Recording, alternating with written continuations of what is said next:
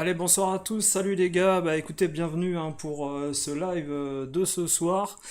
Alors, au programme ce soir, on va avoir le changement au Japon de ce qui se déroule à travers les magasins et puis nos petites boutiques indépendantes au Japon qui disparaissent, mais qui ne disparaissent pas complètement. On va traiter le sujet et vous allez comprendre la morphologie de ces boutiques au Japon et ce qui se déroule actuellement très loin de notre continent européen avec une modification du marché où les Japonais s'adaptent parfaitement contrairement à ce qu'on peut croire avec la disparition de ces petites boutiques indépendantes ou franchises qui restent néanmoins voilà, des boutiques de petite envergure. On a eu dans le passé voilà, du côté de l'Europe les magasins game voilà, qui avaient disparu. On peut comparer ce qui s'est passé avec la boutique Friends et d'autres sur Akihabara un peu de la même manière, même si c'est quelque part différent avec ce marché de l'occasion complet et assumé de la part de ces boutiques japonaises. Alors bienvenue bien sûr à ceux qui passeront dans le chat et en replay. Alors cette semaine on avait fait donc une émission également la semaine dernière avec une discussion avec Paravec qui était venu discuter avec nous au sujet de différents thèmes au monde du rétro, du jeu vidéo. Et je pense que le temps n'est pas compté pour les passionnés et je crois sincèrement qu'on sous-estime le temps que l'on passe à visionner, jouer et puis rechercher voilà, des nouveaux produits pour nos consoles à domicile. Alors, entre-temps, avant de passer justement au sujet principal de ce soir, ce qu'on va faire, c'est qu'on va aller jeter un œil du côté directement voilà, des derniers commentaires qui ont pu être postés voilà, sur la chaîne. On va regarder ça avec vous. Avec par exemple, voilà, prochainement, alors je fais une petite annonce, prochainement on aura le plaisir d'avoir voilà, une nouvelle interview d'un ancien gérant du boulevard Voltaire de novembre 92 à fin années 90 de la boutique Vidéo Invasion qui a commencé en tant que vendeur comme tout le monde et qui a bien roulé sa bosse, si on peut dire, avec également, voilà, il a pris en compte son expérience et il l'a valorisé à travers également la direction d'un Micromania et puis comment dire, l'organisation de la tête dans les nuages, la salle d'arcade Sega qui avait du côté de Belle Épine dans la région Île-de-France et également voilà par la suite qui a travaillé dans le département marketing de chez Ubisoft. Alors ça sera une interview qui sera je pense découpée en 4 parties vu qu'il y a pas mal de choses à raconter. Et pour ceux qui ont connu voilà cette époque des années 90, ça leur permettra de raviver les souvenirs de cette époque-là. Alors, salut à toi Ungames, salut à toi Rix. Exactement, voilà. Pour ceux qui ont connu Vidéo Invasion, qui est une boutique, qui est un, comment dire, un lieu qui sont des murs qui ont été repris par plusieurs boutiques, on va dire à travers les années. Et je peux vous dire que là, comment dire, les informations et les révélations que vous allez avoir, je pense que vous l'avez jamais entendu ailleurs dans le monde de YouTube ou du rétro gaming. Voilà. C'est-à-dire que là, on a la chance d'avoir une personne qui n'est plus en activité, qui n'est plus dans un commerce et qui va se livrer voilà, complètement par rapport à ce qui s'est déroulé à cette époque-là. Contrairement aux gens qui sont encore en activité et qui ont du mal à dire des choses et qui restent un peu parfois intègrent pour leur image. Voilà, l'image du magasin, l'image du commerce, c'est un peu ça la problématique parfois, voilà, de l'activité. Alors ils vont pas forcément dire tous que leur commerce est, voilà, d'un point de vue bénéficiaire a des soucis. Là, vous allez comprendre la façon de fonctionner des boutiques indé et pourquoi elles ont vécu aussi longtemps pour certaines, voilà. Bon, encore une fois, voilà, je disais que si jamais, voilà, Rix, tu veux venir discuter, même 10 minutes, 15 minutes, tu me dis, pas de souci, on peut parler rapidement, s'il y a des sujets sur lesquels tu voulais réagir hein, durant la semaine, parce que la première partie du live de ce soir, on va donc, voilà, regarder voilà les commentaires que vous aviez pu laisser et franchement il y a un truc qui m'a fait plaisir c'est que bah, des gens écoutent nos podcasts, nos émissions en replay dans les transports hein, et puis en allant au travail et même en allant en vacances voilà et ça vous pouvez le retrouver dans les commentaires sur diverses vidéos. Alors Megarom, il nous avait dit, voilà, encore une super interview à venir. Alors c'est le but aussi, c'est vraiment d'essayer de faire profiter, comment dire, de l'expérience, voilà, de ces personnes qui ont connu l'évolution du jeu vidéo des années 90 et puis de leur donner la parole parce que malgré tout ces gens qui ont fait l'histoire à travers des Micromania, des salles d'arcade, des grandes compagnies comme Ubisoft ou Delphine Software ou également voilà qui ont travaillé dans les boutiques indé que vous avez tous connues en Île-de-France, bah je veux pas forcément, comment dire, me jeter des fleurs pour ça, mais voilà, il y a pas de gens qui l'ont fait les années avant que moi je le fasse, voilà. Donc, si ça reste en effet une nouvelle branche pour ceux qui ont envie de discuter et d'interviewer des anciens, là actuellement, je vous dis, je recherche par exemple des gens qui auraient connu Gilles Breuil l'ancien PDG de Shoot Again. Alors j'ai failli avoir un contact à un moment donné pour le retrouver. Malheureusement, il n'est plus au même endroit ni au même numéro de téléphone pour le joindre. Donc à la limite, voilà, moi je dis que si jamais quelqu'un arrive à le joindre et qui fait l'interview sur sa chaîne, c'est aucun souci. Moi, je suis très content justement qu'on retrouve des gens qui ont marqué l'histoire hein, du commerce et qui ont aidé les clients justement à connaître des jeux qu'on n'aurait jamais pu connaître. Parce que imaginez que sans ces boutiques indé, on aurait tous connu le jeu vidéo grâce à Carrefour et Continent. Hein, je vous laisse bien sûr commenter ça.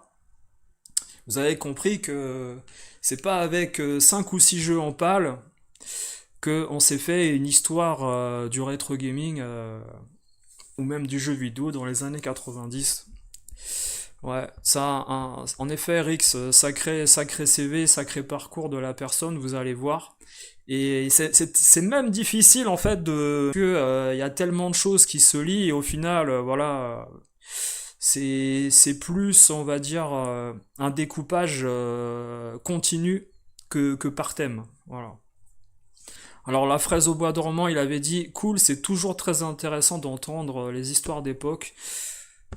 Donc voilà, comme je vous dis, hein, c'est la boutique Vidéo Invasion que vous avez pu connaître, par exemple, de 92 à 98 pour certains.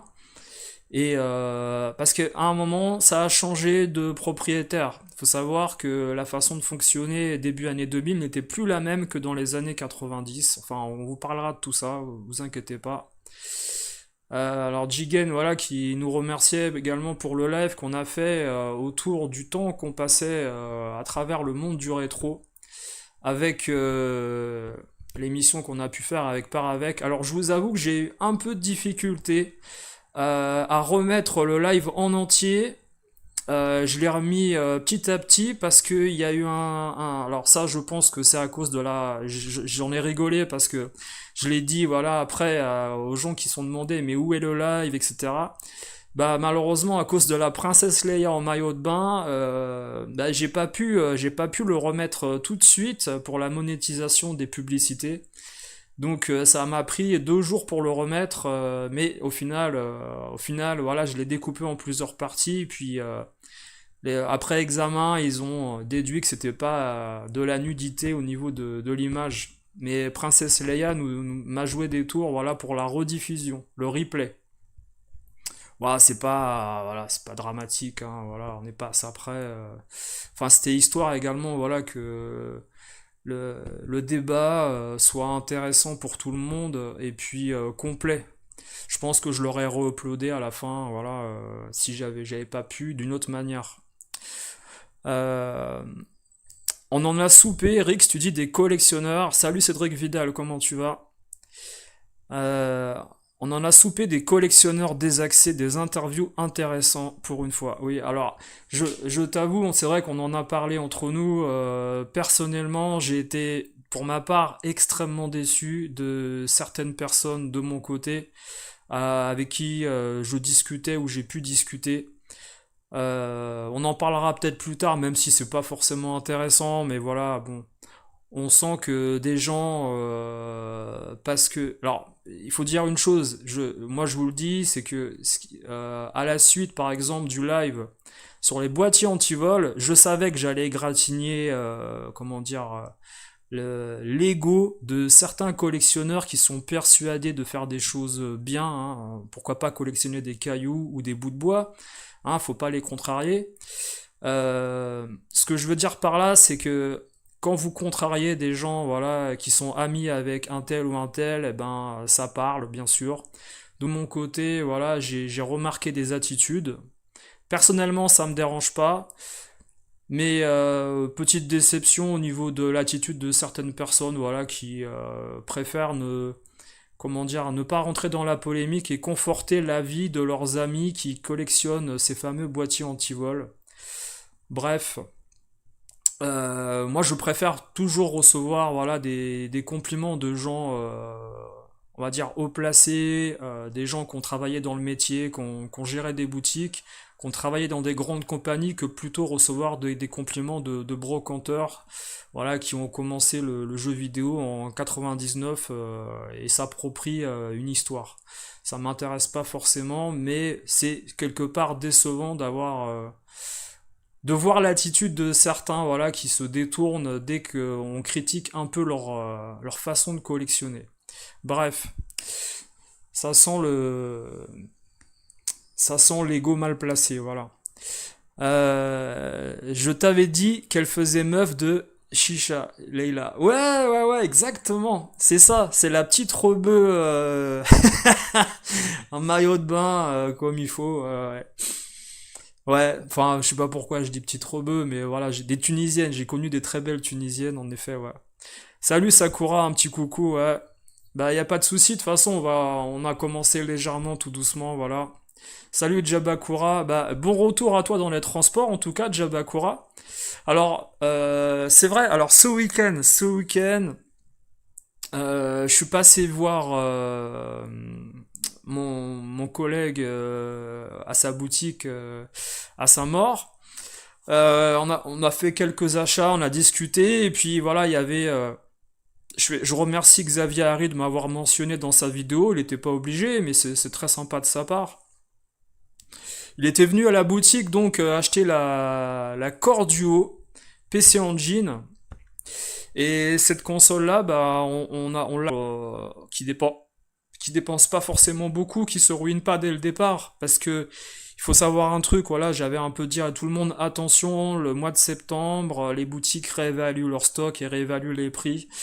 Et je peux vous dire que si vous allez cette semaine, c'est-à-dire cette semaine, hein, pas la semaine dernière ni la semaine d'avant, si vous allez cette semaine dans les boutiques de la région parisienne, vous allez voir énormément de jeux qui ont rempli les vitrines. C'est-à-dire qu'ils ont fait pendant l'été tout ce qui était brocante, achat au Japon en groupe, en lot, parce que l'été c'est propice au rachat. Il y a beaucoup de gens qui vendent, qui se débarrassent avant les grandes vacances et avant la rentrée en septembre par rapport à leur pouvoir financier, leurs objectifs de futur achat. Euh, il y avait également voilà la boutique avec Xavier, avait la caverne de Grand Pas qui est venu l'accompagner et qui revendait par exemple une partie de sa collection de jeux N64 japonais pour passer par exemple à la collection de jeux Nintendo US. Donc vous avez des gens voilà qui changent leur façon de collectionner. Il y en a qui dégorgent voilà comme on aime bien dire chez Kamala Gaming avec le dégorgeage. C'est mais pour revenir, euh, pour revenir à des choses plus simples, au niveau plaisir, on a passé une très bonne journée. Moi, j'étais arrivé autour de 15 heures, voilà. Et puis, on a discuté de pas mal de choses. Encore une fois, bon, on filme pas, on discute entre nous parce que justement, les gens parlent plus facilement, c'est toujours plus sympa. Mais voilà, prochainement, vous aurez, je pense, une vidéo qui va arriver voilà de certaines choses autour du commerce actuel, voilà, avec qui on parlera, avec certains gérants. Et ça sera diffusé, je pense, courant mois d'octobre. Voilà. C'est-à-dire que là, pour le moment, au mois de septembre, vous allez avoir la première partie de l'interview et puis la seconde qui arrivera début octobre.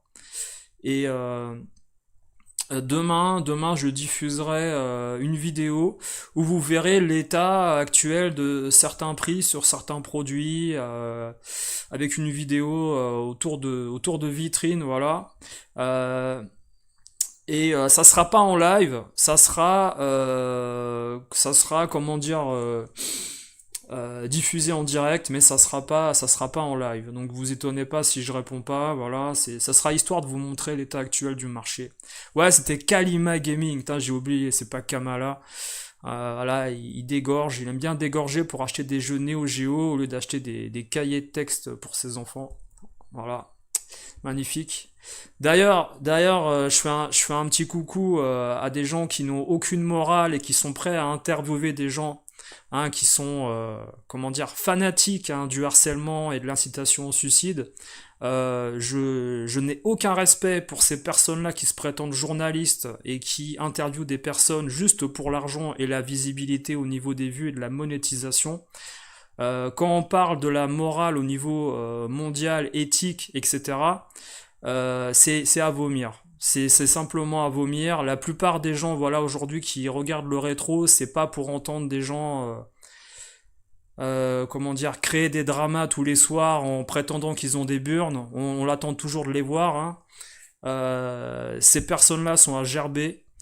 J'en ai pas parlé parce que ça se réglera en privé un jour, je peux vous le dire. Mais je laisserai passer aucun. Je n'aurai pas de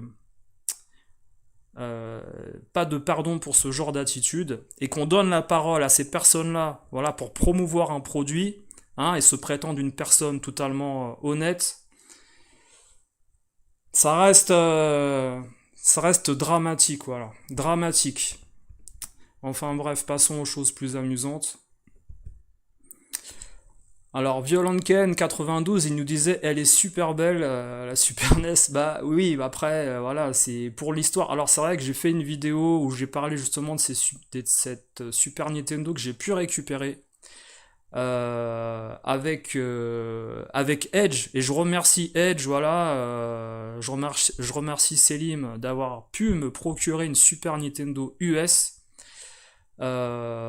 qui fonctionne avec le mode 7. C'est-à-dire que on avait parlé au téléphone du fait que dans le passé j'avais acheté deux Super NES US et que j'avais retourné également au vendeur parce que tout simplement les modes 7 ne fonctionnaient pas.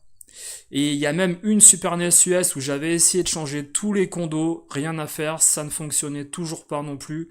Donc le mode 7, voilà, en discutant avec des techniciens, c'est une puce à part et on ne peut rien faire. Il faut savoir que sur les Super NES US, il y a, comment dire, des problèmes de fabrication. La Super NES US est extrêmement fragile. Et celle que j'ai pu avoir, voilà, avec la boutique à Edge, vraiment là, je fais une promo pour la boutique à Edge parce qu'il a des super prix.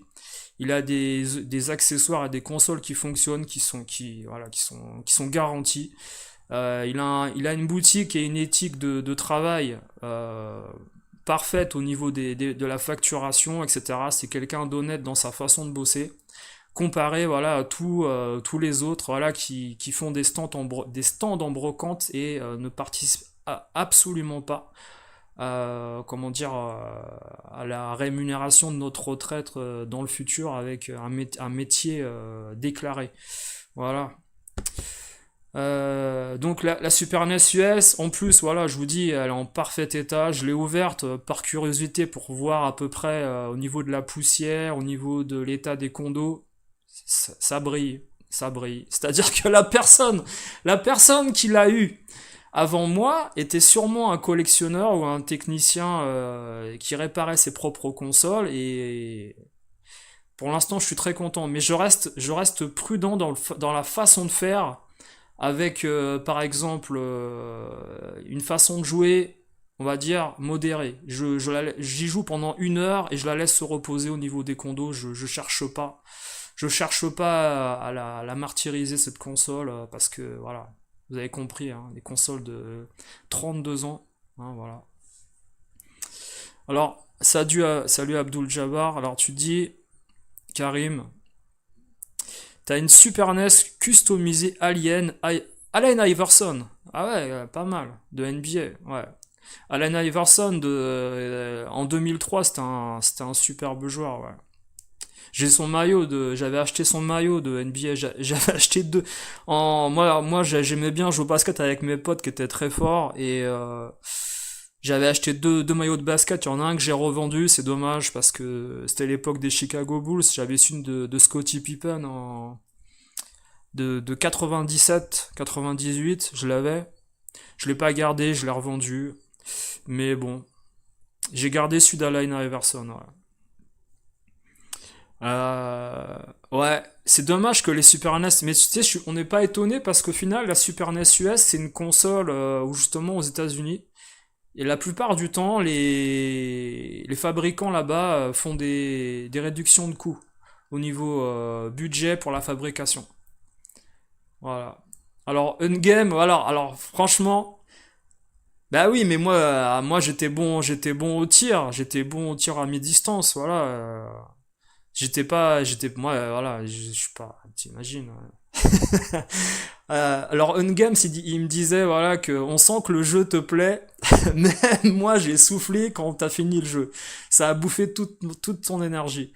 Franchement, et c'est dingue, hein, parce que vous savez, j'ai fait le jeu, les Tiny Toons sur Super Famicom en 94. Je l'ai gardé 3 jours ou 4 jours, je sais plus. Je l'ai gardé très peu de temps. J'ai eu les mêmes sensations en y rejoignant. Mais déjà, en 97, j'étais pas le public. Enfin, en 94, j'étais pas le public. J'avais 17 ans, c'est ça que je voulais dire. J'étais pas le public à 17 ans. Et là, je rejoue au jeu, j'ai 30 ans de plus. Donc vous imaginez bien que je suis encore moins le public pour les Tiny Toons. Je l'ai refini euh, avec aucun plaisir. Mais c'est parce qu'en fait, j'explique dans le test, en fait, quand j'y joue, que c'est un jeu vraiment basé pour les enfants de moins de 13 ans. C'est pas un jeu pour les adolescents, en fait. C'est un jeu pour les enfants, Tiny Toons Super Famicom. Et on s'amuse pas forcément quand on est un peu plus adulte et qu'on a fait des jeux largement plus compliqués. Voilà. Alors voilà, on avait lu ça.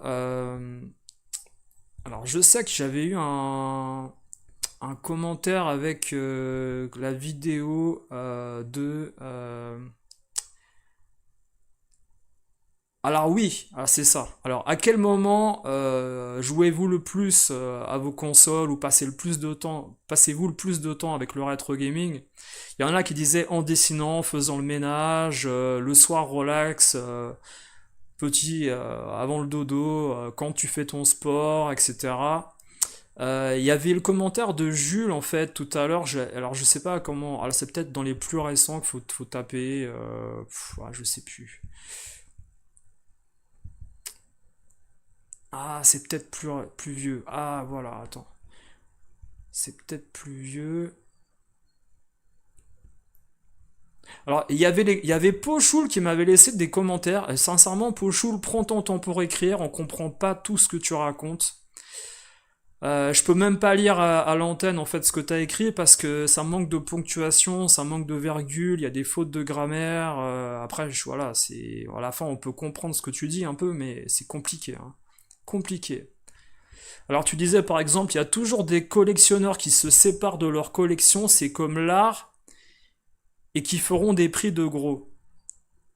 Alors voilà, c'est pour ça que je te dis déjà j'arrête parce que je comprends pas tout ce que tu dis, ça manque voilà, ça manque de clarté. Mais c'est toujours bien d'essayer de commenter, mais prends ton temps pour écrire. Voilà. Puis y a un jeu que celui-là, je suis honnête avec vous, je l'avais jamais fait, j'y avais jamais joué. C'est les Tiny Toons Wacky Sport. Pourquoi? Parce que c'est un jeu premièrement qui est très cher sur Super Famicom ou Super NES PAL, faut l'acheter en loose. Et les mini-jeux sont vraiment très bons, on s'amuse. Et il est sorti après les Tiny Toons Buster Adventure. Et il est vraiment très bien, hein. Il est vraiment très sympa, hein. C'est un party game et on s'amuse bien. Euh, Alors, il y avait Chaos Blaster qui disait en France, pour ouvrir une boutique retro gaming, outre les taxes qui sont horribles, faut avoir le cœur accroché car il y a une sacrée concurrence entre les blackers et les boutiques spécialisées. Bah, c'est exactement ce qu'on a dit. Voilà. C'est exactement plus ce qu'on a dit dans le live. Quand on écoute petit à petit, c'est ça, voilà. Alors Arnaud il disait, il y a quelqu'un qui témoignait ce soir dans le live de Wawa avec un bob cochonou, une paire de lunettes de soleil et un masque, on t'a reconnu. Alors en plus il l'a même pas fait de... J'ai j'ai cherché son histoire là, il y avait personne là. Il l'a pas fait de son introspection seconde partie, voilà. Ungames, même à 13 ans, le gamin, il jette le jeu à la poubelle. Bah, je pense que tu sais, en fait, Ungame, le gamin de 13 ans en 93, quand le jeu sort, novembre-décembre 93, quand il le fait, il peut s'amuser. Parce que visuellement, le jeu est très beau par rapport à ce que tu as sur d'autres consoles, parce que la plupart des gens ont une NES à l'époque ou une Game Boy. Et s'ils ont une Super NES avec Tiny Toons qui est leur premier jeu, ils s'éclatent, ils s'amusent. Maintenant, le problème, c'est que si jamais tu as fait d'autres jeux, dont des jeux Mega Drive, comme Castle of Illusion, Quackshot, Sparkster, tous ces jeux-là, là, il y en a des tonnes, hein. Tu vas avoir du mal à trouver ton compte, en fait, et t'amuser. Tu vas finir le jeu très rapidement, en fait. C'est ça aussi le problème.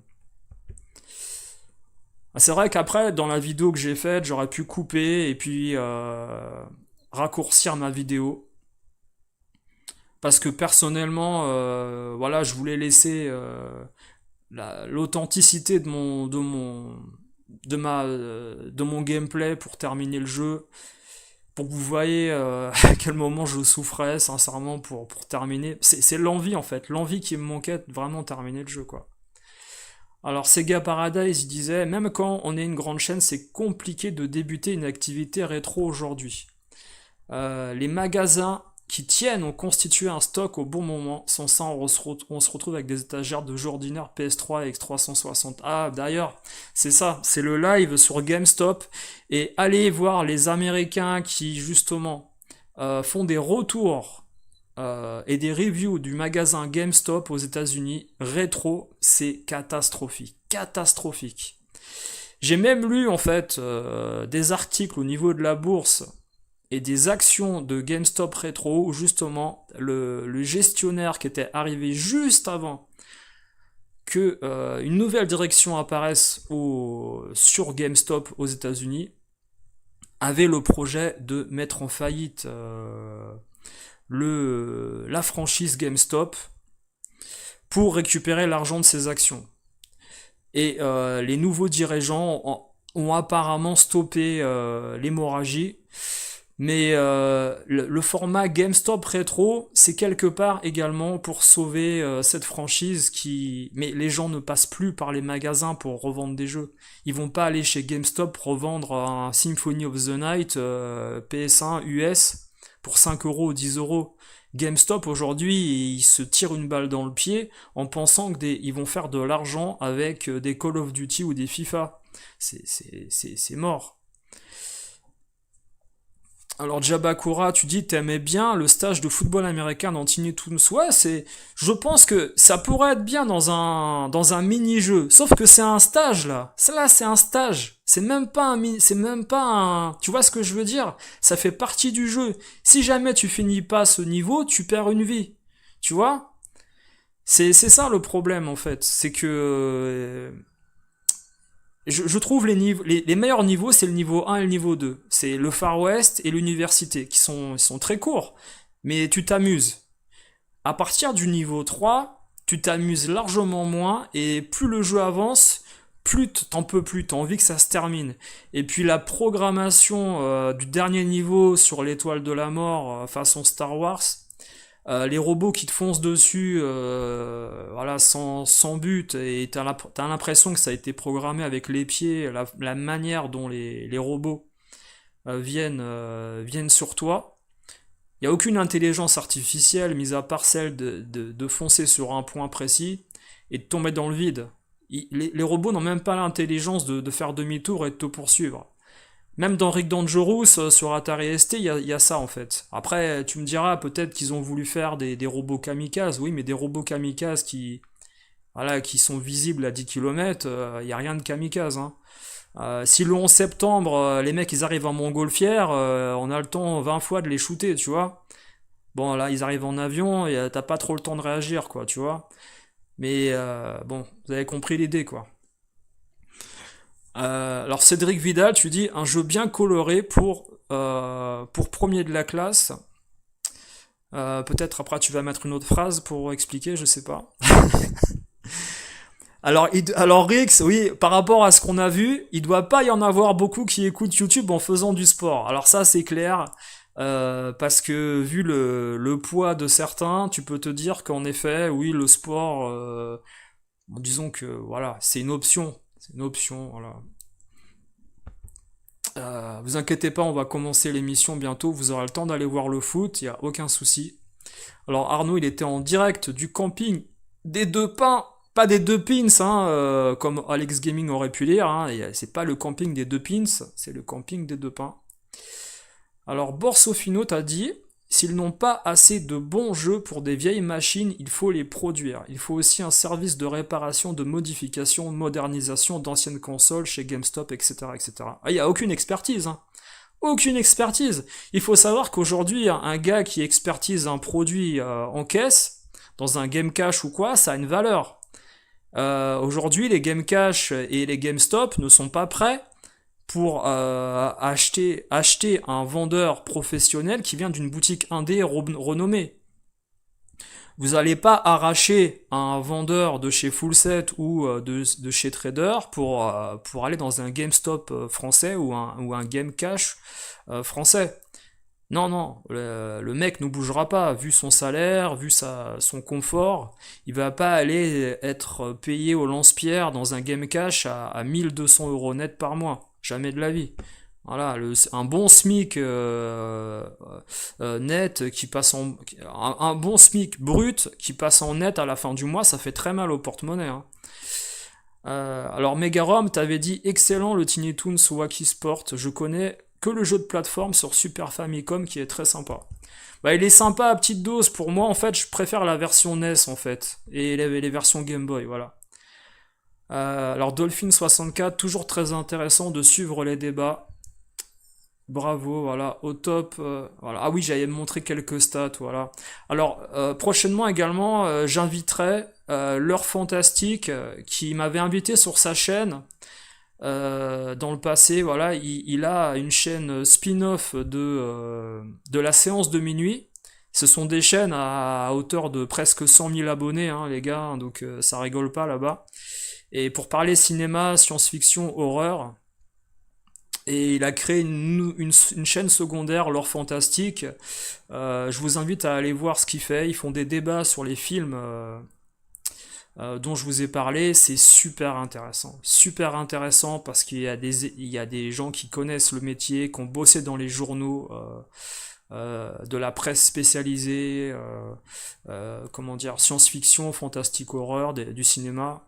C'est génial. Malheureusement, on n'a pas le temps de tout regarder parce que les émissions durent 2, 3, 4 heures. Et si tu les suis pas en direct, t'as beaucoup trop de retard pour les rattraper. Donc il faut choisir les films que t'aimes bien, les thèmes, que ça soit Les Dents de la Mer, Amityville, Poltergeist, Les Goonies, enfin vous voyez. Et il faut choisir son thème et aller dans l'émission qui a été traitée. Voilà. Alors, je vais essayer de retrouver le commentaire.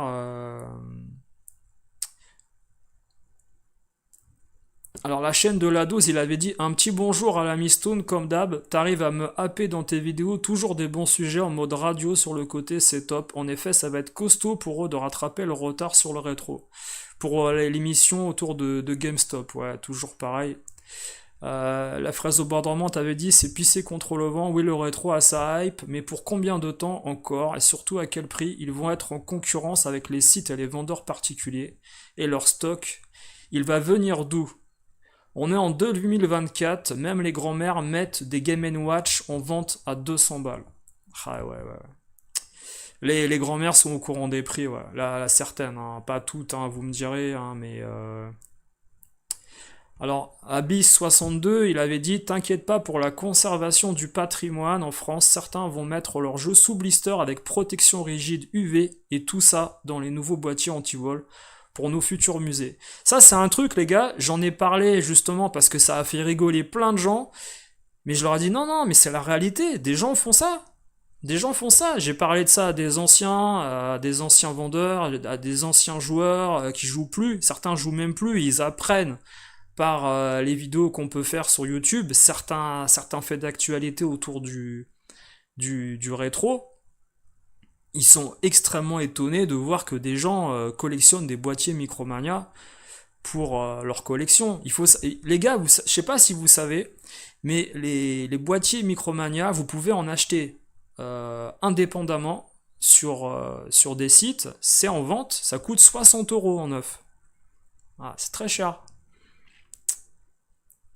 Alors, Red Lily, il avait dit merci à toi. Le problème que je vois arriver perso, c'est si ça arrive en France dans les Micromania et que monsieur et madame tout le monde commence à s'intéresser au prix du rétro, les prix vont devenir ingérables en vue de la demande du grand public.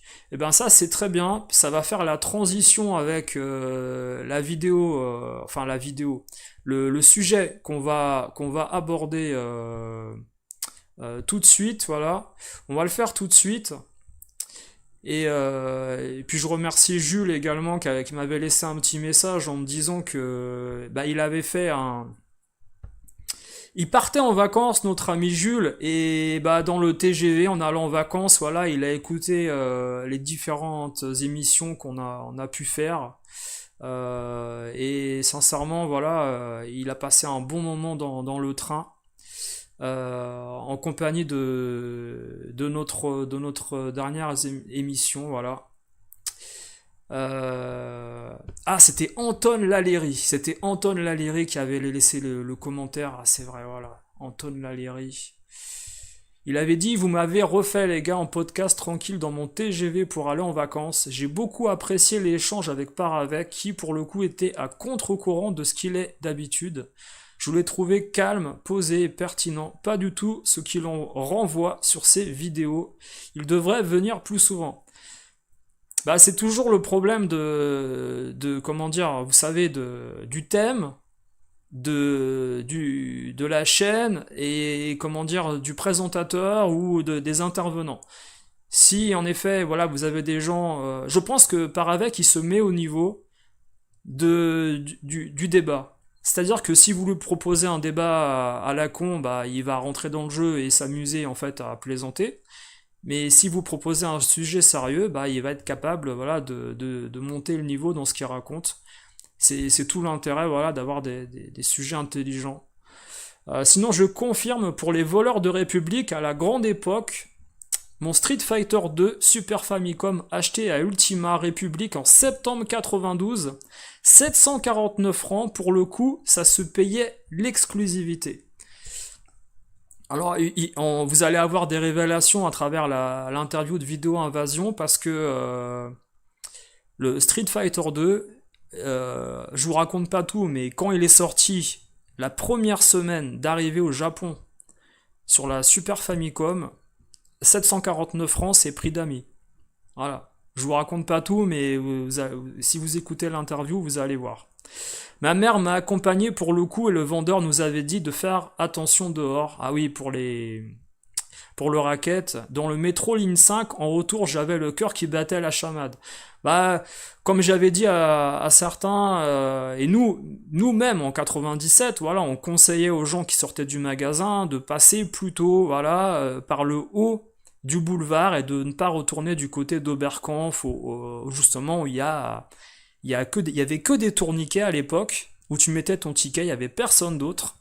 Et au fond de l'escalier, quand tu descendais, bah, tu pouvais avoir des gens qui t'attendaient. Voilà. Donc il fallait rester casual, d'où le fait, les gars, ce qu'on conseillait, c'est de pas venir avec des sacs à dos. Voilà, le sac à dos, c'est signe que justement tu vas refaire de la revente et faire des achats, etc. Voilà. Salut Dolphin64, voilà. Alors, il disait également la grande époque, c'est ça mon kiff, me remémorer à travers mes souvenirs ou ceux des autres, toutes ces futilités, parce que pour les adultes ou les grands, c'était ça. Bref, un grand moment encore. J'attends l'interview du gars de Vidéo Invasion. En attendant, je profite du soleil et de la plage. Voilà, bah tant mieux pour lui.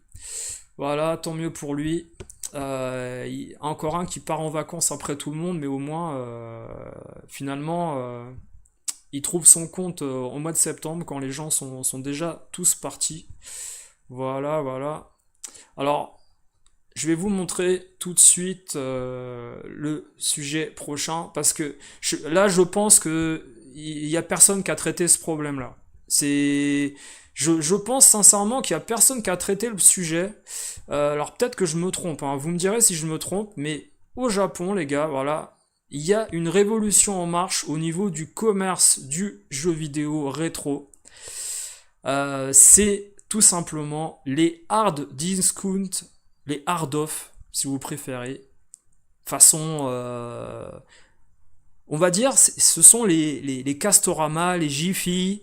Qu'est-ce qu'on pourrait avoir d'autre? Les Costco, les pas, si vous voulez, ce sont des grands entrepôts qui regroupent. Alors salut à toi à la séance de minuit, ça fait plaisir. Bah, j'ai parlé de toi juste avant parce que pour moi c'est quand même un, voilà, je le dis modestement, mais ça te fera plaisir, je pense. C'est toujours un honneur d'avoir des gens qui ont presque 100 000 abonnés de les voir passer, voilà, sur nos lives rétro, tout modestement, voilà. Des petits lives où on partage notre passion, on discute de certains sujets. C'est ça Dolphin64, c'est ça, ce sont des boutiques qui en effet ont l'identité de vendre de la hi-fi, qui vendent des vieux magnétoscopes, des vieux caméscopes. Alors si vous êtes fan de Retour vers le futur par exemple et que vous cherchez le caméscope du film, je crois que c'est un JVC, ça doit être ça, bah c'est typiquement, et d'ailleurs je crois que Cousin Hubert, avec qui on fera une émission prochainement, Cousin Hubert, c'est typiquement la personne qui trouverait le paradis en fait à travers ce genre de magasin. Parce que tout simplement, il y a des vieilles machines, alors qui sont pas forcément en état, attention, fonctionnel, hein. Ce sont des vieilles machines, mais qui permettent de voir et d'utiliser des technologies qui ne sont plus fabriquées Et ça, c'est pas que ça n'a pas de prix, c'est que bah aujourd'hui, c'est pas dans une boutique rétro gaming parisienne que vous allez trouver, par exemple, de la hi-fi japonaise.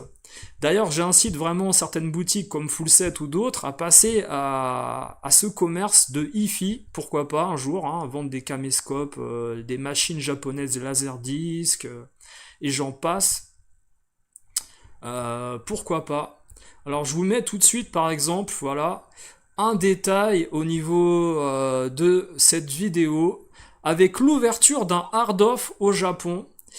Alors dans la vidéo, la personne explique que c'est la grande ouverture, voilà, de cette boutique-là, mais surtout, ce qu'il faut savoir, c'est qu'il y a des petits secrets dans l'ouverture de cette franchise de hard-off au Japon, c'est qu'ils ont l'habitude, à chaque fois qu'ils ouvrent un très grand commerce euh, dans le pays, c'est de faire des petits easter eggs avec des petites vitrines, avec des jeux extrêmement chers partout dans le monde, et de les mettre à 100 yens, 500 yens, 300 yens, pour voilà, remercier les premiers acheteurs le premier jour au magasin.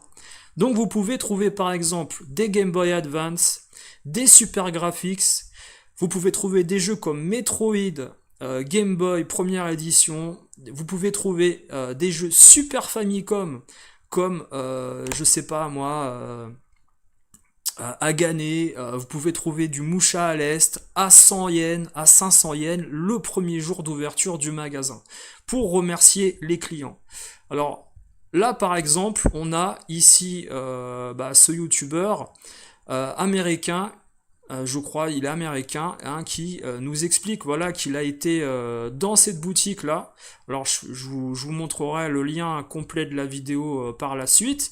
Vous avez à l'arrivée dans cette file d'attente le jour même, vous avez un numéro d'attente pour rentrer dans le commerce, et bien sûr les gens qui arrivent en premier ont la chance de tomber sur les meilleures offres du magasin, comme si vous alliez aujourd'hui dans un centre commercial le jour des soldes, alors le jour des soldes, pas les jours de l'ouverture, mais acheter une machine à laver ou un sèche-linge, et vous avez par exemple ici le numéro 36 pour la personne qui va pouvoir profiter à son niveau, voilà, des offres futures dès l'ouverture du magasin. Et ça, je pense que par exemple, voilà, nos amis habituels qu'on peut avoir du côté de YouTube avec les youtubeurs que vous connaissez comme Cousin Hubert et d'autres, ce sont des gens qui auraient adoré être présents le jour de l'ouverture de cette boutique-là. Alors je vous remets voilà, tout de suite le fond d'écran. Parce que vous avez la possibilité, voilà, ici, je mets que des images arrêtées hein, pour les droits d'auteur. Vous irez voir la vidéo complète. Alors voilà comment ça se positionne dans la boutique. Alors vous imaginez que vous rentrez en fait dans cette boutique comme vous rentrez dans on va dire un Jiffy, un Castorama. Il y a des étalages, des grands rayons partout.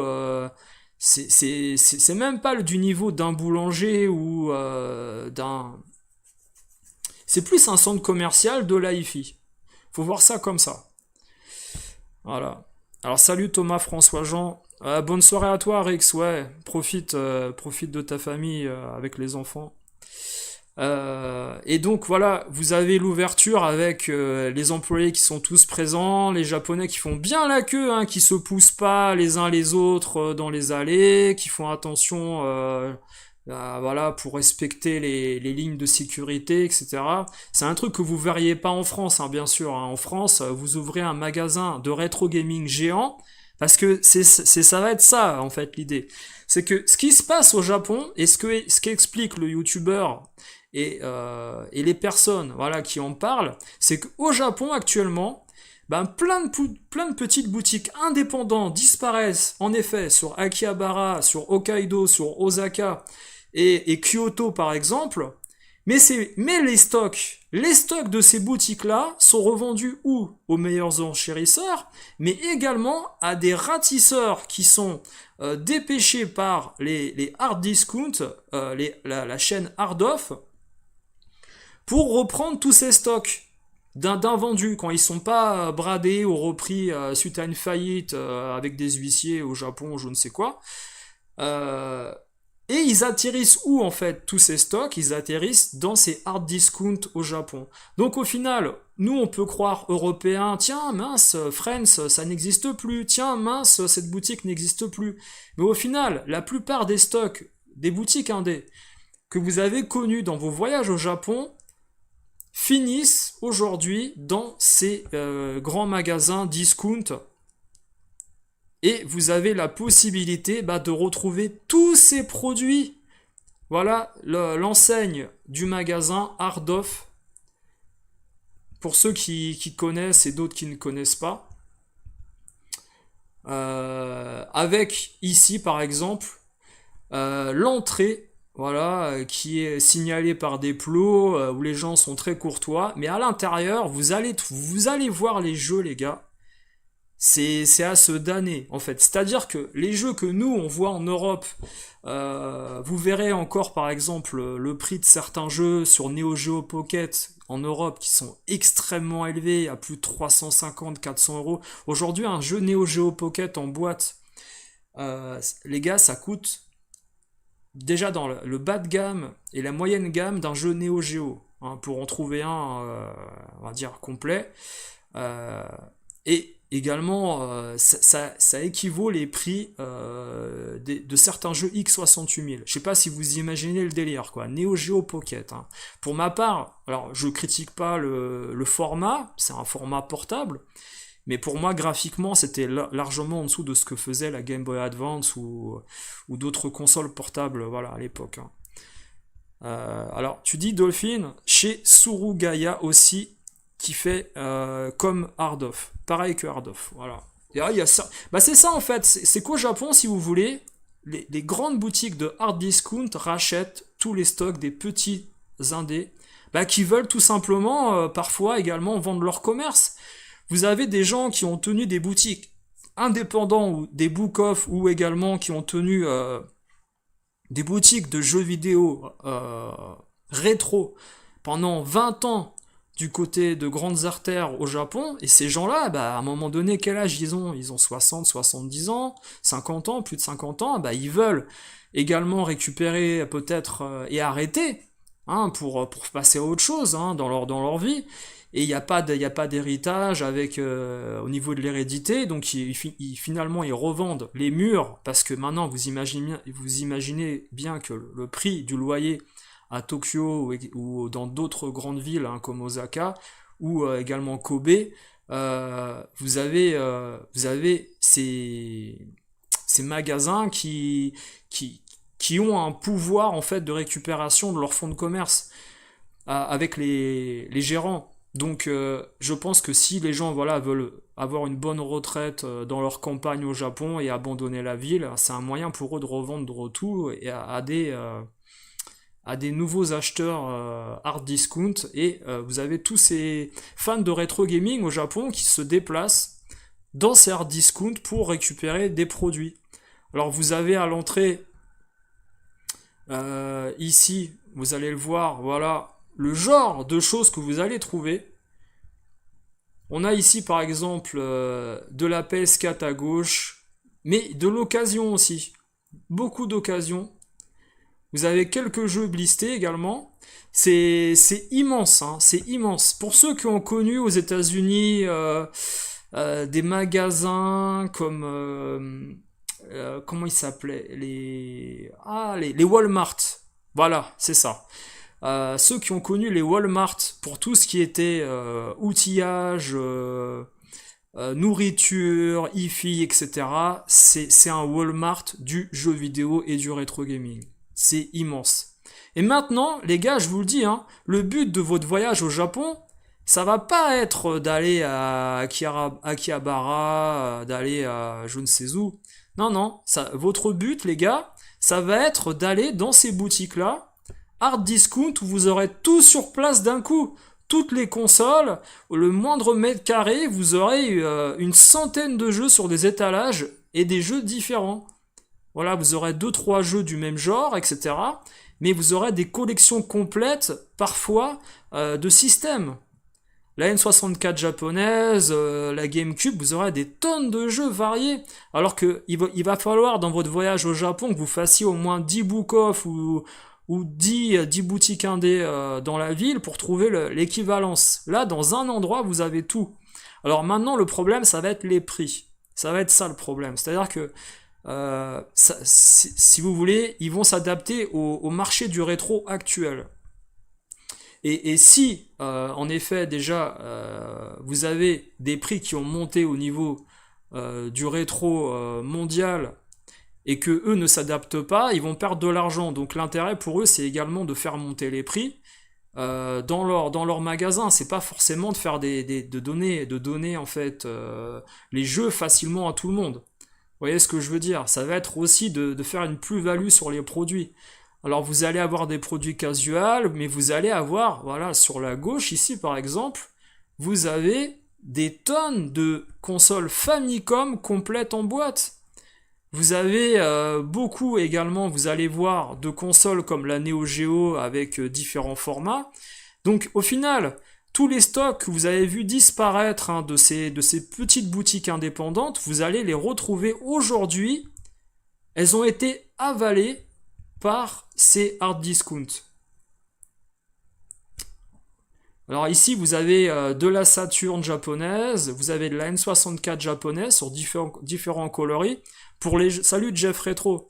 Pour les gens qui sont très fans en fait de la N64 et qui veulent avoir, vous savez, différentes couleurs au niveau de leur collection pour la N64, bah, vous allez pouvoir récupérer des N64 dans différents coloris. Voilà. Et ça, c'est un truc qui est vraiment sympa pour les gens qui veulent se déplacer au Japon et récupérer tout dans un laps de temps réduit sans beaucoup marcher. Parce que c'est ça un peu l'idée, c'est que vous n'êtes pas obligé de faire tous les magasins, d'aller dans tous les sens chercher les produits. Donc là, par exemple, vous avez de la Saturn en boîte avec des volants Saturn. Alors, il faudra, voilà, quand vous regarderez la vidéo, zoomer sur les prix, vous verrez un peu. Alors, on va avoir l'occasion de voir certains prix, voilà, affichés en gros au niveau des zooms à l'image. Ça va pas être le cas partout, hein, je vous le dis, voilà.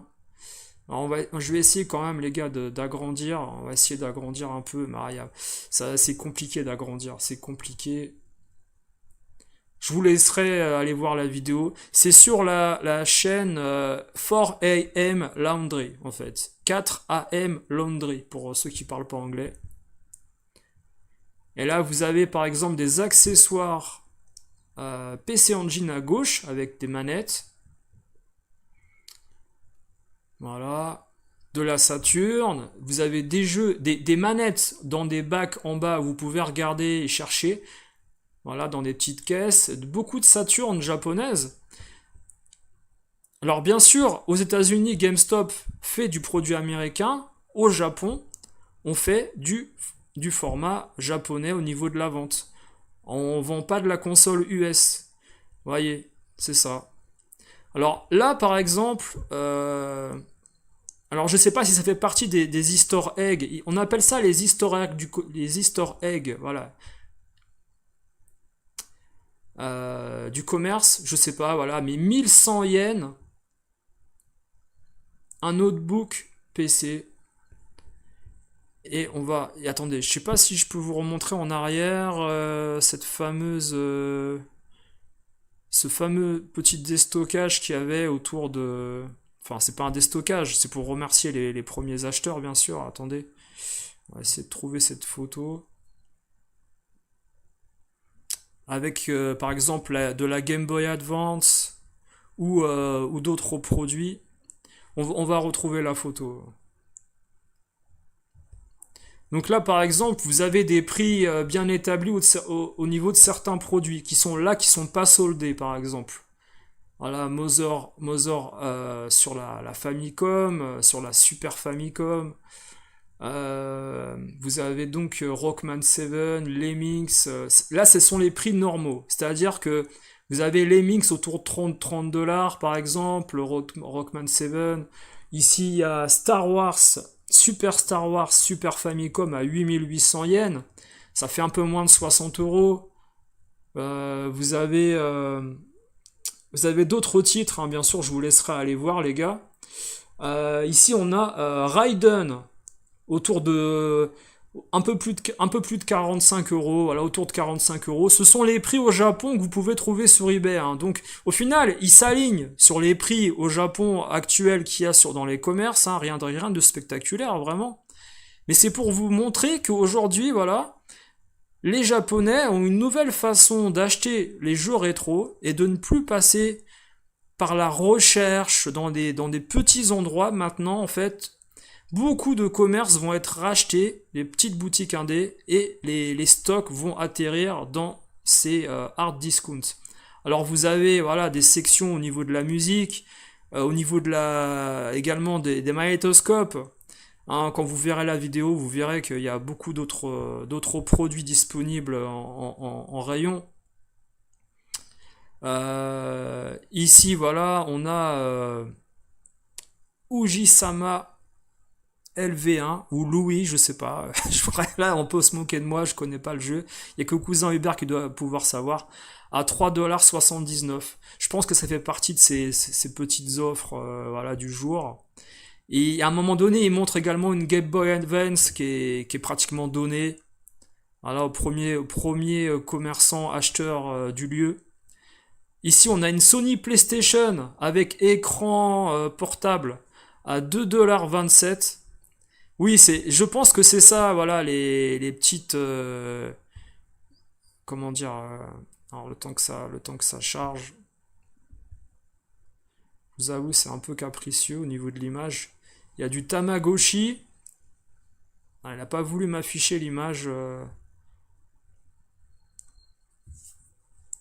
Ouais, il va me l'afficher, voilà.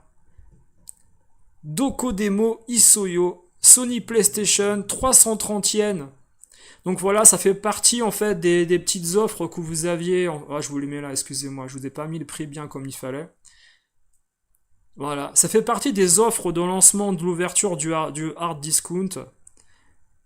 Il y a du Tamagotchi, il y a des jeux PS1, il y a des jeux PS2, il y a énormément de produits disponibles en rayon. Voilà. Il y a même des publicités, voilà, vous avez vu. Alors, il y a la chaîne de Mad Panic Gaming aussi. Pour info, les étiquettes en vert, c'est du junk. Tout à fait, ouais. C'est ce qui était marqué juste avant, en fait, avec euh, le, le produit que je vous ai montré, le PC. C'était du junk. Alors, je vais vous remettre la suite de la vidéo tout de suite, les gars, vous inquiétez pas. Voilà. Le temps qu'on fasse un petit peu de manipulation. Voilà, c'est pas évident. Direct. Hop. Alors ici vous avez, alors je vous montre, je vous remets l'image. Vous avez également de la PlayStation 3 et de la PlayStation 2 disponibles. C'est énorme. Voilà, il y a énormément de choses. Alors, sincèrement, je ne sais pas si l'excuse que vous aurez prochainement de dire, tiens, je vais aller au Japon, voyager, je pense que ça sera plus en fait pour aller dans ce genre de hard-off ou pour récupérer des jeux. Plus simplement être consacré plus de temps à votre voyage, à la découverte du pays, que de faire en fait toutes les boutiques et de traîner votre famille et votre femme et vos enfants à droite à gauche dans les ruelles sombres pour trouver un pauvre jeu Super Famicom 10 euros moins cher que dans d'autres boutiques que vous aviez fait dans la même journée. La PC Engine GT est trop belle, ouais, bah oui, c'est clair que et alors je sais pas si la PC Engine GT faisait partie des offres de lancement dans le commerce qu'on a pu voir. Là ici par exemple, vous avez des étalages de jeux Super Famicom avec pas mal de puzzle games là, on peut voir. Alors là, c'est un étalage casual. Il faut savoir qu'au Japon, il y a Final Fantasy VI quand même. Il faut savoir qu'au Japon, les jeux qui sont extrêmement chers, à plus de 50 euros on va dire, sont sous vitrine. Ne sont pas disponibles comme ça à la main en fait. Parce que je pense qu'ils ont dû se faire avoir par beaucoup d'occidentaux qui sont mal élevés, impolis, et puis surtout qui sont voleurs dans l'âme pour rentabiliser leur voyage en se disant les Japonais c'est des petits noobs donc on va se les faire, nous les petits Européens, et au final voilà vous avez... Alors là par exemple il y a Majora's Mask euh, complet en boîte pour 22 $. Ça faisait partie, je pense, également des petites offres, sachant que Majora's Mask, bon, ça reste pas forcément un jeu très cher. Mais le plus choquant, en fait, dans ces offres, alors là, on va attaquer les jeux Neo Geo, c'était les consoles Game Boy Advance, Game Boy Color, bradées à 100 yens pour les premiers commerçants clients rentrés dans le magasin. Là, du coup, on a de la Famicom, les amis. Voilà, on a de la Famicom et de la Neo Geo. Et là, le lourd va arriver. Alors, on aura toujours les jeux casuals comme les Samurai Spirit et autres jeux. Pikmin 2, si je me trompe pas, là que je vois. Ouais, c'est ça, voilà. Et puis, alors attendez, alors le fameux Samurai Spirit, comme d'habitude, il est partout, il est là. Si c'est celui-là.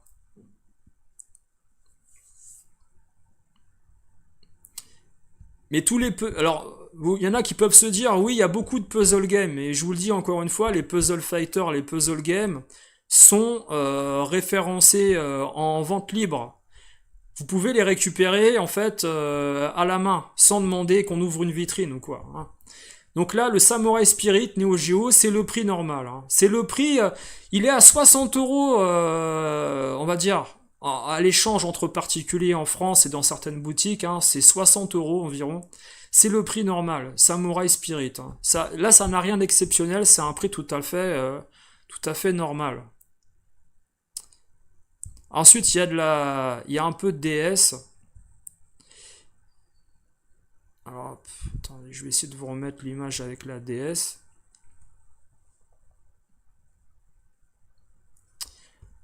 Remarque qu'on y était déjà, ouais, enfin, bon. Et puis là, alors elle est là l'image avec la DS. Ah, il veut pas me l'afficher, alors attendez, on va avancer, on va tricher. Hop. Alors, Retro Game Challenge, 15 $ complet, connu en Europe, voilà. Pour un titre, c'est pour ceux qui connaissent, hein. Moi personnellement, voilà, je connais pas du tout ce titre-là. Voilà, il le montre ici à l'image. Après, il va passer au rayon Dreamcast et Saturn. Après, pour ce qui est du rayon Neo Geo, euh, je vais découvrir en direct avec vous, hein, ce qu'il y avait, hein, parce que sincèrement, moi j'ai zappé, hein, pour découvrir la vidéo avec vous. J'ai zappé assez rapidement, voilà, ce qu'ils en disaient. Alors Dolphin, tu dis le problème de ces boutiques, c'est qu'elles sont plutôt en zone commerciale assez excentrée. C'est ça. C'est exactement ça, c'est que je l'ai pas dit, mais le commerce, il est situé en province, en fait, de grandes villes. Ouais. Donc là, vous avez un prix tout à fait normal, aussi pareil. Il s'aligne en fait sur l'Argus actuel des jeux. Capcom SNK 2, au Japon, sur Dreamcast, voilà, 22 $. Après, bien sûr, c'est toujours pareil, hein, vous allez à République, hein, il est à 60 euros, ou 59 ou 80, hein, suivant l'état voilà, de la mouche Bref, vous avez compris. Parce que il faut encore chercher des experts, hein, à Paris pour expertiser des jeux dans l'état. Alors, ce qui est bien au Japon, c'est que non seulement vous avez de la Famicom, vous avez également de la Dreamcast japonaise, vous avez de la Wii U, mais vous avez également de la 3DO. Voilà, vous avez toutes ces consoles, euh, PC Engine CD-ROM, Duo, etc. Toutes ces consoles que nous, on a très peu en Europe dans les boutiques, et qu'on peut découvrir au Japon dans ces hard discounts. Et ça, c'est vachement bien. Parce que aujourd'hui, chercher une boutique à Paris qui vend de la 3DO en bon état, Des jeux 3DO japonais, il y en a pas. Et ouais. Et ça, c'est un gros souci. Moi, tous mes jeux 3DO que j'ai achetés, j'en ai une trentaine, ils viennent du Japon. Là, il y a Sonic Jam pour 30 dollars. Alors, Sonic Jam à Paris, c'est 60 euros, c'est toujours pareil, c'est très cher, voire 80. Panzer Dragoon, là, il y a Vampire Hunter ou Stalker, je sais plus, Dark Stalker, je sais plus comment il s'appelle, le jeu de combat en bas là. Euh, on a du Thunder Force, les compilations Thunder Force, on a plein de shoot 'em up qu'on n'a pas chez nous. Ça fait toujours plaisir d'avoir du choix. Et surtout, alors moi je dis un truc hein, aux gérants parisiens aujourd'hui de le faire, mais ne lésinez pas sur tout ce qui est protection de vos CD en vitrine. Mettez des petits plastiques autour parce que je l'ai vu encore samedi, hein, notre ami gérant de la boutique qui a fait tomber le boîtier d'un jeu PC Engine à 100 euros, qui a cassé. Donc au final, bon, il faut quand même essayer de protéger les jeux quand on les manipule et même quand ils sont exposés parce que parfois on les montre aux clients, etc. et ça peut tomber. Donc faut pas hésiter parfois à mettre des petites crystal box autour. C'est quand le jeu coûte 100 euros. C'est quand même dommage de casser une boîte d'origine ou des choses comme ça. Bref. Même si un boîtier CD audio, ça se change, hein, attention, hein, mais ça reste une pièce de collection que les collectionneurs veulent dans l'authenticité, l'originalité. Alors voilà, Dead or Alive sur Saturn qui est autour de 30 euros chez nous. Il est à 3,79$, voilà, au Japon.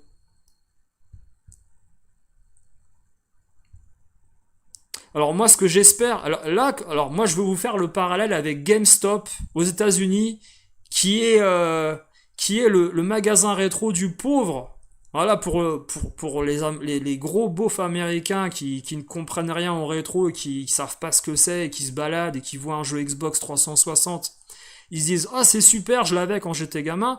Mais les vrais collectionneurs de rétro gaming ne passeront jamais par GameStop et ils iront plutôt dans ces hard discount ou les boutiques indées aux États-Unis, comme la boutique de RetroRick sur YouTube pour se procurer des jeux. Et comment dire, tout ce qui est achat, où on vous conditionne votre achat par la possession et l'organisation avec des paniers, où vous pouvez mettre plein de jeux.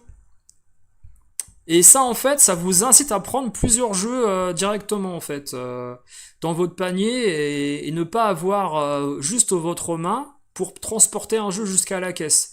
Ça vous incite à prendre plein de choses. Et c'est une très bonne manœuvre commerciale qu'ont fait les Japonais, voilà. Maintenant, il restera toujours un problème, c'est que combien de temps ce stock va-t-il perdurer dans ces hard-off? Parce que si vous avez ces fameux occidentaux voilà, qui se déplacent à droite à gauche rapidement au Japon, même les boutiques indées parisiennes ou d'Île-de-France ou de France ou d'Europe ou d'Allemagne ou je ne sais quoi, qui vont au Japon chercher ces jeux, le stock va forcément diminuer radicalement, rapidement. Je pense ce qui peut sauver ces boutiques-là, c'est que ça soit exclusivement du hard discount physique sur place, pas de vente internet. Parce que le client occidental va avoir tendance à acheter par internet des stocks pour sa boutique, pour son magasin. Et ce genre de hard discount va rapidement disparaître si jamais, en effet, les boutiques indées européennes ou américaines se fournissent chez eux. Alors ici, par exemple, on a sur Super Famicom le premier Zelda, Link to the Past, à 22$. Il manque le manuel. Alors ça, c'est le prix normal, hein. Ça n'a rien de spectaculaire, encore une fois.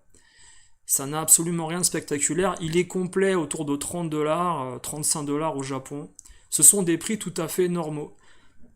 Salut à toi Paravec. Bah tu vois Paravec, t'aurais pu, avec un mois de décalage, te retrouver à l'ouverture d'un hard discount en province au Japon pour récupérer, comme on aime bien dire, des belles pièces pour ta collection rétro, sans passer par malheureusement la recherche dans plusieurs book-off, en recherche vaine, on va dire. Alors là, on va passer à des consoles, les gars. Là, il y avait un peu de Mega Drive. Bon, c'est un peu mélangé, hein. Je vous laisserai bien sûr voir la vidéo en entier. Il y a pas mal de Game Boy disponibles. Alors, il y a la Game Boy qui marche, il y en a qui marchent moins bien, il y a du LCD qui marche pas, il y a des lignes qui sont mortes, des touches. Il y a de tout, faut lire en fait. Mais vous allez retrouver exactement les mêmes choses que sur eBay. C'est-à-dire que vous avez des consoles Game Boy entre parfois 35 € à 100 € quand elles marchent exceptionnellement bien avec des petits accessoires. Voilà. Ça va dans tous les sens, hein. Faut pas se dire. Il y a même un Game Watch Mickey qu'on voit en bas de l'image ici, à 8800 yens. Alors moi personnellement, voilà, je suis pas connaisseur. C'est Mickey et Donald, c'est ça, Mickey et Donald de Game Watch. À côté, il y a un Game Watch Nintendo avec des cartes à 8800 yens. Ça fait un peu moins de 60 €. Ça fait autour de 60 € grosso modo. Voilà, on chipote pas trop. Et puis vous avez pas mal de choix, hein, différents coloris, etc. Mais elles sont toutes autour de 8800 yens, ce qui fait, je vous dis, du 60 € et quelques, etc., etc. Après, vous avez des sections junk, c'est-à-dire ce sont des produits non testés qui sont emballés. Et là, on est vraiment dans le hard discount, hein. Vous savez, c'est l'équivalent des paniers dans les soldes pour également les habits et puis les accessoires d'outillage, avec pas mal de consoles emballées sous plastique, N64, manettes comprises, qui sont pas forcément au niveau du matching cohérent. Mais vous avez, voilà, moi je sais qu'il y a plein de gens, et moi c'est vrai que c'est un délire qui m'aurait amusé, c'est d'avoir dans ma collection par exemple 5 ou 6 couleurs de N64, pas forcément fonctionnelles, hein, mais en décoration dans une grande gaming room façon musée, voilà. Si j'avais voilà, un entrepôt, un entrepôt pour profiter de ma collection, eh ben j'aurais bien aimé en fait pouvoir avoir différents coloris de la Super Nintendo. Alors, tu as du câblage, des manettes. Salut à toi, cousin Hubert, ouais. Bah, je pense que c'est un sujet qui t'intéressera, cousin Hubert, quand tu voudras regarder en entier la vidéo. Je vous mettrai le lien. On va regarder encore peut-être 5 minutes, voilà, ce qui est dit dans la vidéo. Au niveau de la collection enfin la collection, du magasin en question. Alors je vous remets la vidéo tout de suite parce que malheureusement là comme c'est en direct, j'ai pas fait de screen posé pour chaque passage. Et puis le temps que ça charge un peu au niveau de l'image, ben je suis un peu bloqué par moment. Mais on a ce format, voilà, et ça regardez, vous allez voir, c'est typique en fait de ce qui se passe. Le gars en sandales, voilà, qui se balade avec son panier, qui regarde les prix et les disponibilités sur internet et qui va prendre les jeux. Et si ça se trouve à l'entrée, vous avez un espèce de tag pour scanner les jeux parce que les jeux peut-être n'ont pas le prix sur chaque jeu au niveau de l'étiquetage. Et vous allez avec un PDA, comme on aime bien avoir dans les centres commerciaux modernes, scanner le code barre pour savoir le prix du jeu et le mettre dans votre panier. Voilà, c'est un magasin typiquement capitaliste qui abandonne la relation client. Alors, est-ce que dans le futur, un jour, on aura un grand centre commercial du rétro en France comme ça? Personnellement, je pense que non, parce que il y a des parts de marché que certains ne veulent pas céder au niveau et puis la rentabilité, bien sûr. Il va falloir approvisionner ce magasin-là. Au niveau de la population, on n'est pas au niveau, par exemple, du Japon, nous déjà, hein, pour l'attractivité de ce genre de magasin. Mais pourquoi pas un jour avoir peut-être un petit magasin façon entrepôt. Voilà, moi je dirais peut-être 100 mètres carrés ou quelque chose comme ça. Pas énormissime, mais façon grand game cache qui entreposerait voilà des jeux sur différentes consoles très variées à l'argus de ce qu'on peut avoir sur eBay ou dans les boutiques indé parisiennes. Et que au final, un jour, ça c'est le modèle économique que GameStop voulait faire à la base, je pense, dans le rétro. Mais vu comment ça se passe, ça ne se fera jamais. Voilà. Par manque de stock, manque d'études commerciales au niveau de la demande du marché américain, ça ne se fera pas. Là, on a une manette à 22 $ par exemple, des consoles PS3 en boîte, il y a beaucoup de consoles en boîte, beaucoup de manettes. On a ici, voilà, je vais vous montrer une PlayStation 2 BB Pack Sony à 15 $. Il manque la back cover, il manque la jaquette arrière, le fourreau arrière, sûrement quelque chose comme ça. Alors je peux pas vous dire ce que c'est, il y a que cousin Hubert qui peut m'aider sur ce coup-là. On a également à côté des PS2 Slim à 7700 yens, complète en boîte. Voilà. Et ça fait quand même, personnellement je vous le dis, moi pour nous collectionneurs et acheteurs européens, ça fait rêver. Mais on est encore dans le format ancien d'aller chez notre indépendant, discuter, parler, et puis acheter un jeu. On n'est pas dans le hard discount en France du tout, hein. Et quand ça va arriver, ça peut faire très très mal aux boutiques indées et les terminer complètement. Mais je pense qu'il n'y a pas un entrepreneur aujourd'hui capable d'instaurer ce système et d'installer ce système économiquement en France, ni en Europe. Je sais pas ce que vous en pensez, dites-moi, ça sera intéressant de voir ce que vous dites dans les commentaires. Ouais, c'est ça, le fameux Leroy Merlin japonais. Exactement, voilà. Chez nous, tu te demandes où est le stock quand tu vois ça. Alors, oui, je pense que l'intérêt, tu sais, Dolphin64, l'intérêt des boutiques actuelles de rétro parisiennes, c'est de te faire croire qu'ils ont un stock et qu'ils attendent de le mettre en vitrine pour jouer leur dernière carte quand le temps sera venu, en fait, et que la cote sera au maximum du jeu. La vérité du marché aujourd'hui, je vous le dis les gars, c'est que ce qu'ils ont en stock, ce sont des pièces casuales, la plupart, ou également voilà des jeux extrêmement chers qui se vendent parfois, on va dire, dans des ventes aux enchères ou des choses comme ça, qui sont pas prêtes d'être mises en boutique. Un des jeux les plus chers que j'ai pu voir, moi, disponible sur Paris dans une boutique, alors, mis à part, bien sûr, voilà, un Metal Slug qui était passé il y a un an et demi, qui avait été vendu à un particulier collectionneur, payé en plusieurs fois à 22 000 euros, il était parti. Il est vraiment parti à 22 000 euros, hein, c'est une histoire véridique, un original. Il était parti dans une boutique parisienne. Mais sinon, voilà, actuellement, vous avez des jeux Neo Geo entre 1005 et 5000 euros qui peuvent être disponibles en magasin. Mais je peux vous dire une chose, c'est que niveau PS1 japonais, niveau PS2 japonais, niveau Famicom, pratiquement inexistant, hein, la Famicom japonaise inexistante, la Super Famicom, à cause du câblage européen et des TV cathodiques qui ne recevaient pas, premièrement, le signal antenne, hein, voilà, il fallait faire des modifications. D'où le fait qu'aujourd'hui, les rétro gamers ne s'intéressent de façon très très peu à la Famicom et la PC Engine première du nom, à cause du câblage antenne. Tout simplement. Hein, alors voilà, il y a des solutions, hein, voilà, je les ai expliquées, il y en a d'autres qui les ont expliquées, il y a des solutions, on peut le faire. Mais ce que je veux vous dire par là, c'est qu'aujourd'hui, les boutiques parisiennes n'ont pas le stock de jeux PS1 japonais qui pourraient vous prétendre, en parlant avec vous.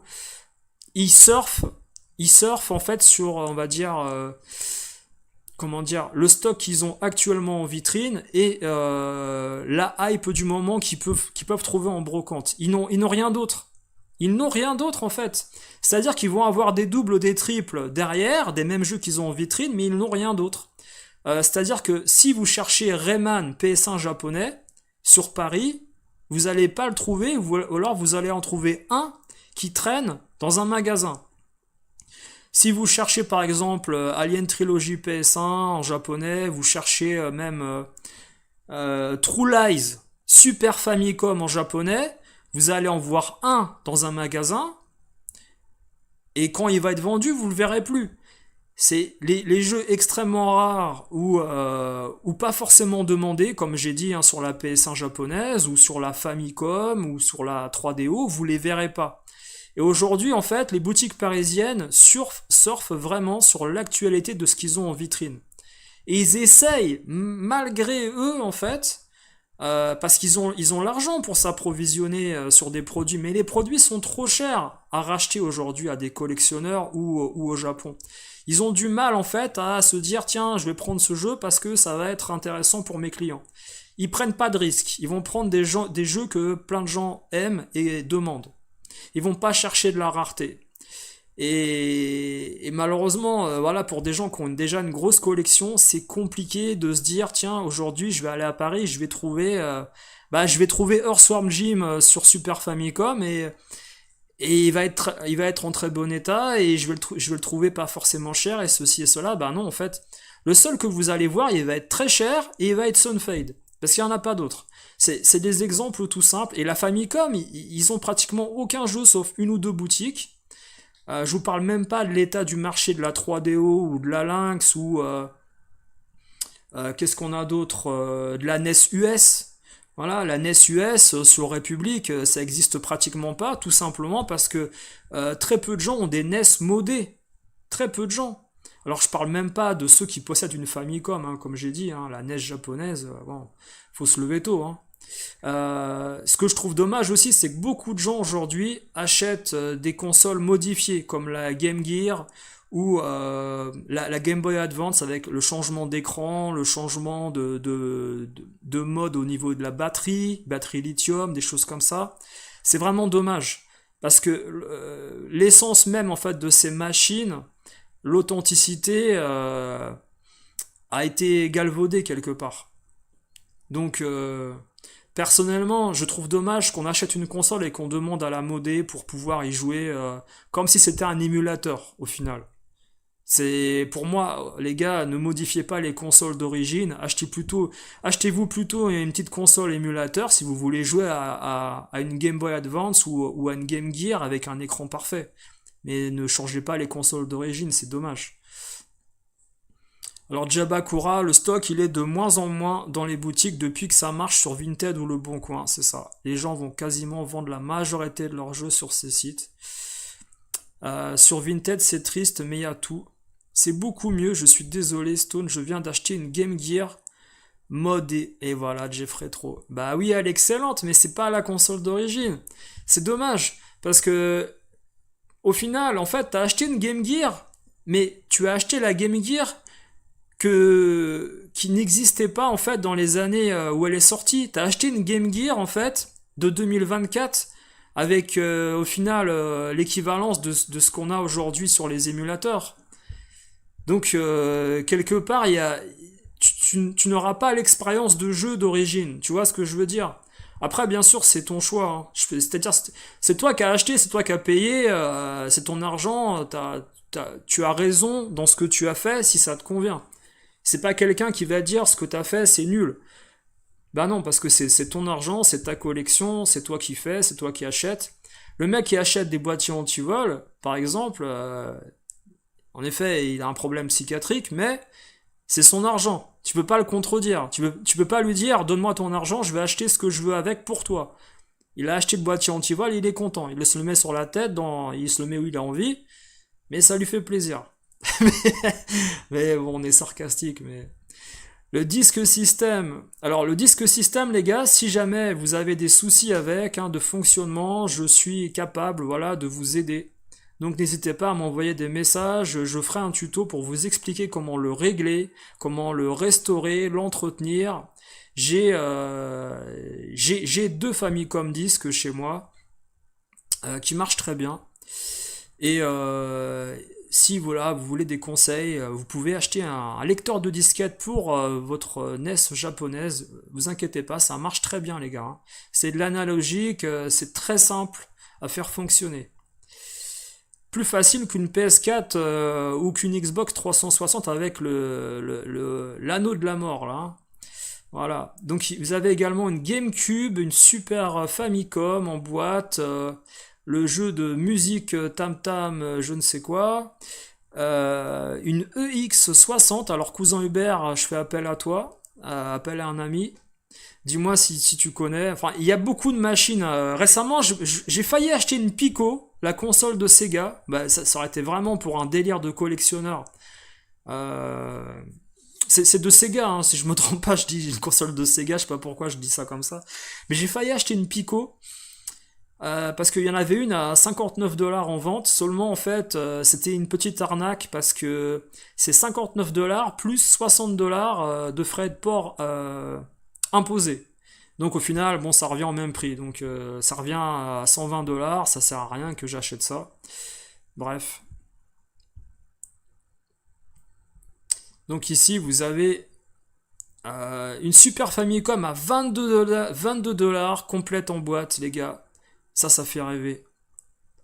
Alors, est-ce qu'elle marche, est-ce qu'elle marche pas, j'en sais rien. Mais ça fait partie, je pense, des petites offres qu'ils ont fait le jour de lancement. Voilà. 22 $, la Super Famicom. Alors la boîte est abîmée, hein, bien sûr. Il y a du moisi, il y a le polystyrène qui a pris le temps. Je pense que la console elle doit être un peu jaunie, il doit pas avoir de tout.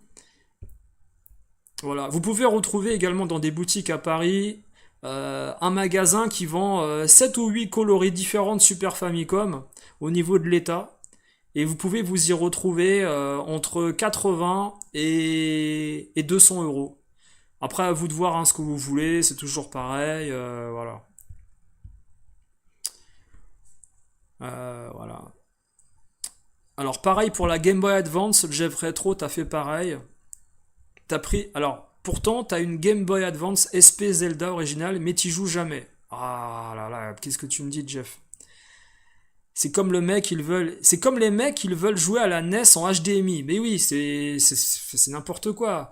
Enfin, surtout la NES, parce que par exemple, regardez, ce week-end, et je vous diffuserai la vidéo. Salut Vincent 98. Demain, je vous diffuserai la vidéo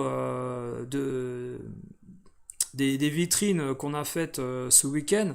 On a un ami qui a acheté une Corduo entre l'émulateur Corduo PC Engine mini qui nous ont sorti où l'image est pixel perfect et le signal en RCA ou en Péritel ou par antenne que vous avez sur PC Engine d'origine, la console, à l'époque, l'image n'était pas du pixel perfect, et c'était un peu tout le charme, parce que la console balançait en fait une image brute de pomme en fait qui n'était pas modifiée. Aujourd'hui, pourquoi vous voulez tous modifier vos consoles pour avoir une image parfaite? Le jeu n'était pas comme ça à l'époque. Ça n'a absolument aucun intérêt de jouer à une console, pour ma part, où vous faites un peu de transgenrisme, hein, de modification du signal vidéo, pour que ça représente l'idée que vous vous faites d'un jeu vidéo aujourd'hui. Alors que ce n'était pas le cas à l'époque. C'est dommage. Mais bon, ça c'est mon côté puriste dans le signal vidéo et l'expérience de gameplay. Voilà, après, et vous pouvez tous aimer les émulateurs, mais malheureusement, vous n'avez pas l'image qui était balancée sur la console d'origine. Voilà. Alors, j'ai un exemple parfait, il va falloir que j'en parle un jour de cette histoire. Flashback Super Nintendo. Vous y jouez aujourd'hui sur la Switch ou sur un émulateur. Les gens qui ont modifié la ROM sur l'émulateur ont fait des modifications du jeu, par exemple, ont amélioré certains détails, et quand vous y jouez sur une console mini en plus à flashback par exemple, vous avez l'impression que l'image est du pixel perfect. Sauf que quand vous y jouez sur la Super NES, par exemple à flashback, premièrement, le jeu n'est pas en stéréo complet. C'est-à-dire, je m'explique, vous avez les effets stéréo dans les deux enceintes, parce que moi j'ai joué à Flashback sur la Super NES d'origine avec les deux enceintes branchées de la chaîne hi-fi. Vous avez les petites ambiances musicales qui sont en stéréo avec des sons à droite à gauche, mais vous avez les sons mélangés au niveau des effets spéciaux qui sortent des deux côtés de la même manière. Alors il faudra que je refasse la version Mega Drive pour savoir si le stéréo est bien respecté. Le stéréo n'apparaît sur Flashback sur Super NES qu'au moment où vous changez d'écran pour aller dans un autre écran pour un autre passage du stage. Vous pouvez entendre des robots qui arrivent dans l'autre écran qui ne sont pas encore là et vous arrivez dans l'autre écran. Mais tout ce qui se déroule dans la même page, c'est un stéréo étouffé qui sort en mono en fait. J'étais extrêmement déçu pour avoir testé le jeu sur des enceintes de qualité avec de la basse par rapport à la version Mega Drive au niveau des effets spéciaux sur la Super NES. Et deuxièmement, l'image est beaucoup trop lissée et trop parfaite sur la Super Nintendo. Il y a beaucoup moins de détails que sur la version Mega Drive. Enfin, tout ça, c'est... Encore une fois, vous voyez, les émulateurs et les consoles mini nous ont mis des fausses idées de certains jeux à l'époque dans les conditions d'origine. Il y a un exemple tout simple, j'en avais parlé dans un podcast cinéma, on en avait parlé à plusieurs, c'est que Terminator, quand il sort au cinéma, dans les années 80, qui par exemple il est diffusé au festival d'Avoriaz, je crois, il est diffusé en mono au cinéma Terminator 1. C'est-à-dire que vous avez vu en VHS, en location ou au cinéma, le film en mono, mais des gens l'ont connu en stéréo le jeu, avec une remasterisation des effets. Ils ont refait tous les effets spéciaux du film pour le sortir en DVD à un moment donné. Vous voyez que la version du film a été modifiée et que la version d'origine qui a été faite à l'époque, c'est James Cameron, si je me trompe pas, vous avez un film qui était diffusé en mono, qui avait été enregistré en mono au niveau du son. C'est un peu l'exemple que je vous donne avec Flashback et l'expérience que vous avez avec votre Game Boy Advance et avec par exemple votre Famicom que vous avez modé en RGB. Vous avez une image qui n'existait pas à la création. Vous voyez, et en fait vous voulez jouer à des jeux rétro mais en modifiant l'identité du produit. C'est là que je veux en venir. Et au final, vous jouez à un jeu qui n'était pas celui déjà de l'époque. Mais libre à vous, voilà. Alors on va terminer la vidéo, bien sûr, les gars, avant 20h. On se fait encore petite 10 minutes. Une Dreamcast. Alors moi j'ai un prochain but, je vous le dis, c'est d'acheter une Dreamcast japonaise en boîte. Je veux m'acheter une Dreamcast japonaise en boîte. J'ai déjà quelques consoles en boîte, mais je veux la Dreamcast japonaise. La Dreamcast japonaise en boîte, c'est ma première Dreamcast que j'avais achetée chez Stock Games avant que la PAL sorte en France. Le 23 septembre 99, du côté de l'Europe, de la France. Et j'avais acheté, durant le mois d'août, j'avais acheté donc ma Dreamcast japonaise à Stock Games, boulevard Voltaire, avec notre ami José, ancien collègue de Thomas, de Stock Games Jussieu. Voilà. Qui m'avait également modifié la console pour le Switch au niveau du zonage des jeux pâles, etc. Je sais plus. Sincèrement, le Switch sur la Dreamcast ne servait pas à grand chose. Je vous le dis la vérité, voilà, ça servait pas à grand chose parce que les jeux étaient en 50 et 60 Hz en pâle par la suite également. Donc autant garder une console pâle, vous pouviez jouer en 60 Hz avec le menu d'introduction du jeu. Donc voilà. Moi, ça m'intéresse, les gars, dans le futur, d'acheter une Dreamcast japonaise. Je sais pas de votre côté quel est votre objectif d'achat pour certaines consoles. Je me suis récemment acheté également un gun pour la Saturn pour jouer à Videocop, Virtua Cop et House of the Dead, pardon. J'avais pas le gun. Donc moi, mon intérêt, c'est de pouvoir jouer également au jeu de tir sur la Saturn avec un gun. Donc j'ai acheté au Japon un gun en loose, bien sûr, hein. J'attache très peu d'importance aux accessoires en boîte. Et là, on a plein de jeux PS2 japonais. Et alors, il y a un magasin à Paris, c'est Full Set. Il y a Trader également qui ont beaucoup de jeux PS2 japonais de différents stocks. Des mauvais jeux, des bons jeux, des jeux moyens. Euh, mais sur PS2 en japonais, les gars, si vous avez l'occasion de prendre des shoot 'em up, ruez-vous dessus parce que il y a des jeux PS2 japonais qui ne cessent de monter au niveau de la cote. Il faut absolument que vous les preniez avant que ça devienne inabordable parce qu'on a vu des titres déjà extrêmement chers sur République en PS2 Jap. Et par exemple, on a, je crois que c'est Gradius par exemple, et puis qu'est-ce qu'on a d'autre qu'est-ce qu'on a les R-Type, comment il s'appelle ah merde, Final, R-Type Final, voilà c'est R-Type Final. Ils deviennent de plus en plus chers ces jeux-là. Ici on a Shadow of the Colossus, 3,79$ complet. Alors, il n'y a pas de fourreau par contre en japonais, j'ai l'impression.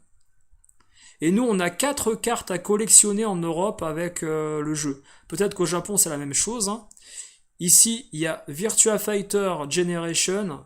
Alors, attendez, voilà. Pour 3,79$. Dead or Alive. Enfin, il y a beaucoup d'autres jeux. Alors, est-ce que... alors là, il y a des consoles en boîte. De la Dreamcast, de la Saturn. Franchement, je trouve que si, hein, voilà, si on avait la chance en Europe d'avoir ce genre de commerce, ça serait vraiment le paradis. Maintenant, on est encore dans ce format boutique indépendante, on n'aura pas la chance tout de suite d'avoir ce phénomène-là arriver chez nous. Mais moi, si je vais au Japon et que j'ai la chance d'atterrir dans ce genre de boutique, bah, je serais extrêmement satisfait. Vous voyez ce que je veux dire? Je pense qu'on est tous d'accord sur le fait que peut-être le futur du rétro en magasin, c'est de passer par ce genre de hard discount. Mais est-ce que c'est possible? Il faudrait qu'il y ait le même phénomène qu'au Japon, c'est-à-dire que euh, un entrepreneur bah, rachète beaucoup de stocks et beaucoup de stocks également de boutiques qui disparaissent. Il faudrait qu'il y ait un phénomène de faillite accentué sur certains commerces et que des stocks soient récupérés par ces entrepreneurs qui ont le projet de transformer le marché du rétro en grossiste. Est-ce qu'au final, Micromania, il gagnerait pas, comme GameStop, à faire un gros Micromania façon mall, façon Walmart, que de faire plein de petites boutiques à droite à gauche qui au final ramassent, on va dire, pas des clients... enfin, dire... Je pense que des gens sont prêts à faire 10-15 km pour aller dans un seul endroit plutôt que d'aller dans leur petite boutique de commerce où il n'y a pas grand-chose. Il y aurait plus de choix, il y aurait plus de possibilités au niveau de la vente.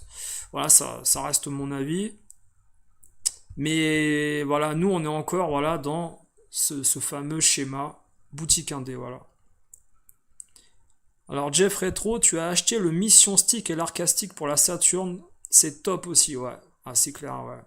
Full set, vérifier l'état des DVD, CD. Oui, je suis d'accord avec toi. Et tu vois, Vincent, en fait, par contre, quand tu vas dans cette boutique-là comme à d'autres, quand vous passez à la caisse, n'hésitez pas à demander à ce qu'ils vous passent le CD au nettoyage et au resurfaçage.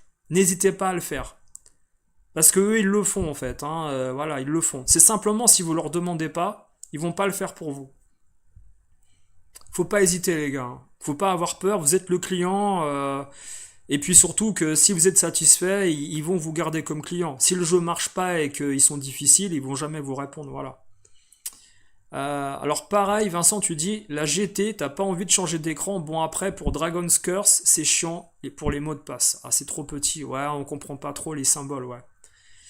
Euh, Trop beau la SP Advance avec écran iOS. Ouais.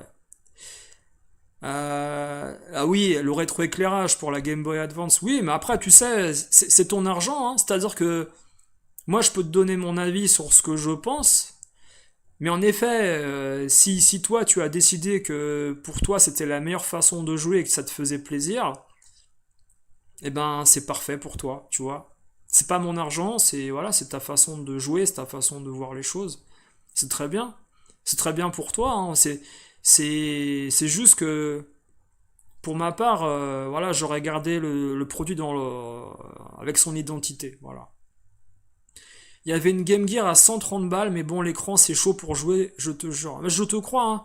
Parce que rien que le fait que l'écran soit rayé et gommé au niveau des doigts, tu sais, avec le plastique qui devient opaque, hein, quand il y a eu des chocs, tout ça, tu vois moins bien, hein, le pixel art, hein, sur la Game Gear au niveau des jeux, hein. Je suis d'accord, hein. Moi j'en ai réparé des Game Gear, hein.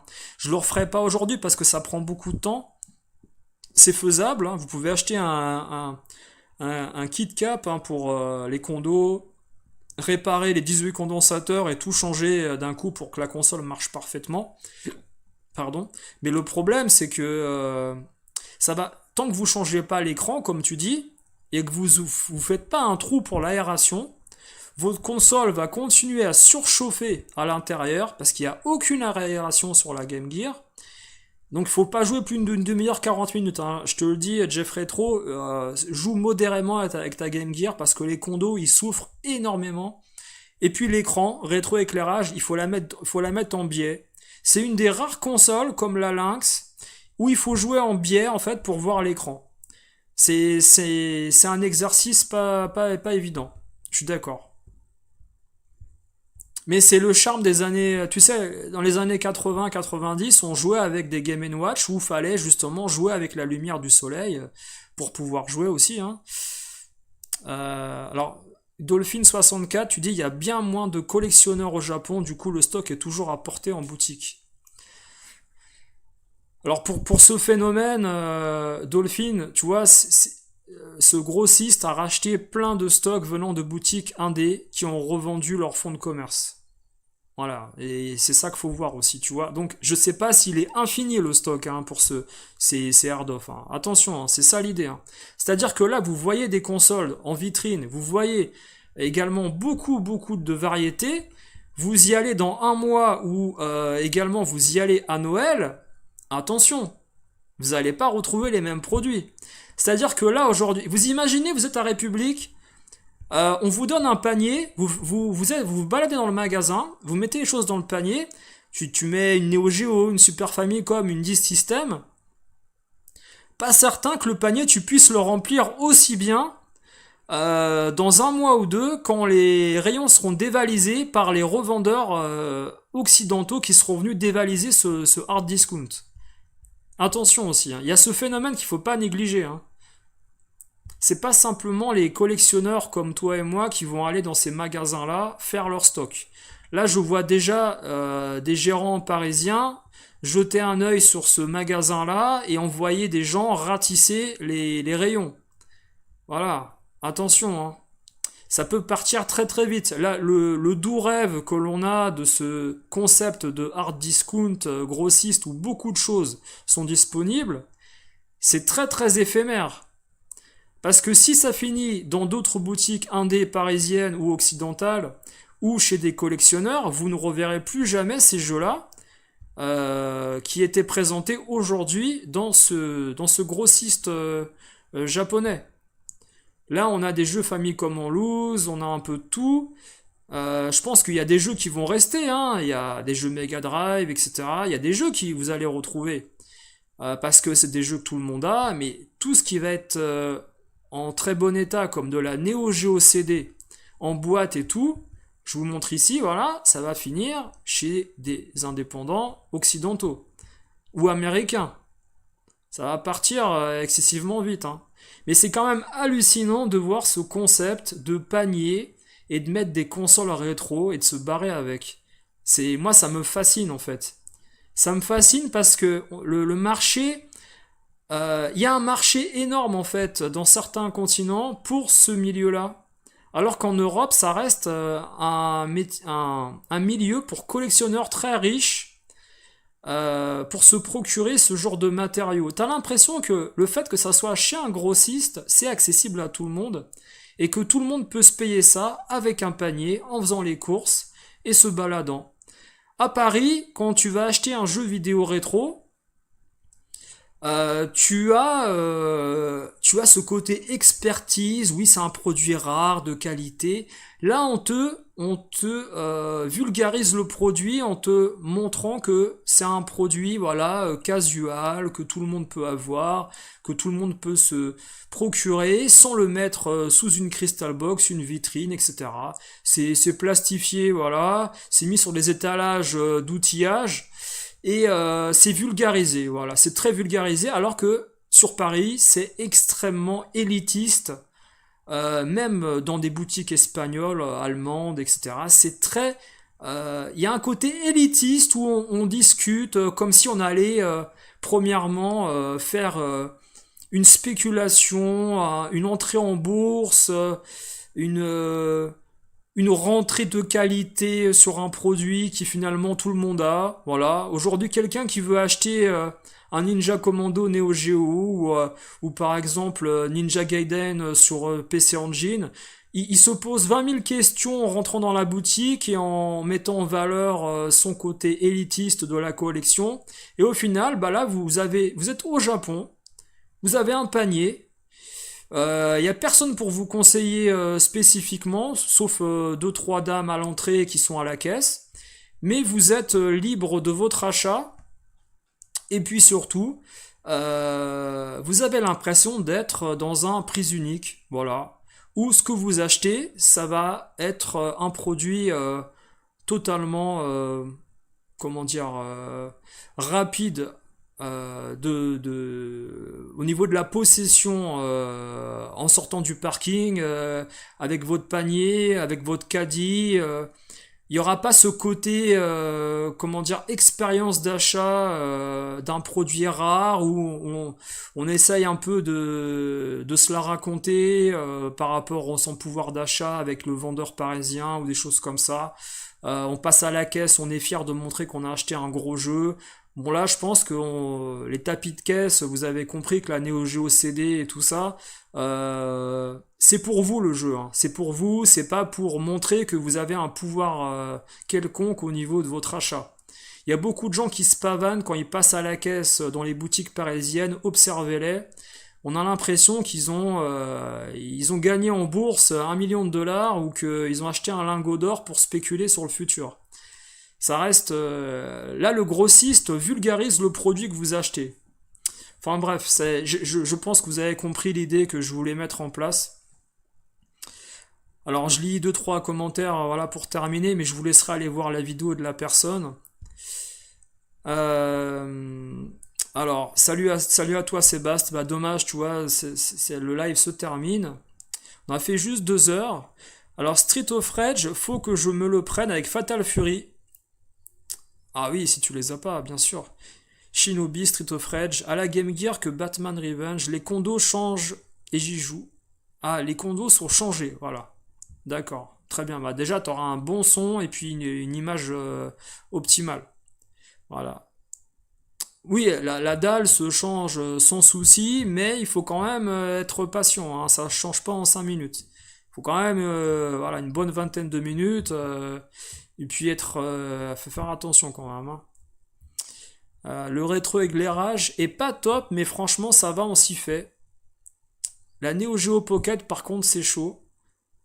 Il y a bien moins de collectionneurs. Ah oui, on avait dit. Donc voilà les gars, eh ben, écoutez, merci d'avoir suivi le live de ce soir.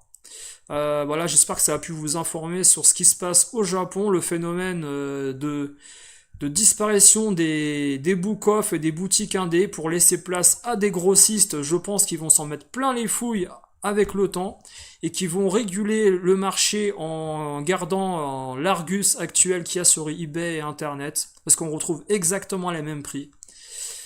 Et puis surtout, il va falloir passer par ces gens-là quand vous allez au Japon faire vos petits voyages, les gens, et oublier Akihabara, parce que Akihabara, C'est devenu élitiste, trop cher et trop peu de variété dans les stocks.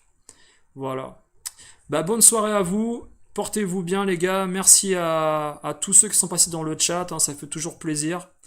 Rendez-vous vendredi, les gars, pour la diffusion de la première partie de l'interview avec l'ancien co-gérant de Vidéo Invasion sur le boulevard Voltaire.